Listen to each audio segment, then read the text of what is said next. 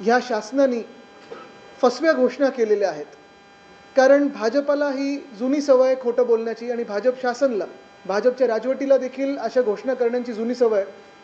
आपल्याला आठवत असेल निवडणुकीपूर्वी म्हणजे राज्याची जेव्हा निवडणूक झाली, त्याच्या आधी भाजपनी लाडकी बहीण ₹2100 देऊ हे सांगितलं होतं, अजून तेही झालेलं नाहीये. गावोगावी जाऊन आम्ही शेतकऱ्यांची कर्जमाफी करू, कर्जमुक्ती करू हे सांगितलं होतं. आपण गेल्या 1 वर्ष पूर्ण पाहिलंय, शेतकरी आत्महत्या वाढत चाललेल्या आहेत.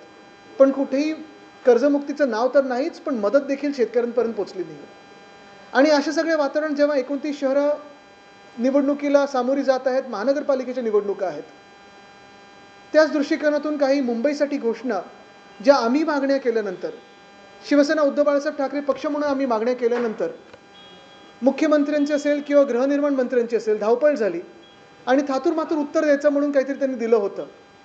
आज मी त्या सगळ्या घोषणा त्यांच्या एक्सपोज करणार आहे, त्याची चिरफाड करणार आहे आणि आपल्याच माध्यमातून लोकांना सांगणार आहे की ह्या घोषणा आहेत त्या फसव्या आहेत, भाजप खोटं बोलत आहे, ह्याला बळी पडू नका, फसून जाऊ नका.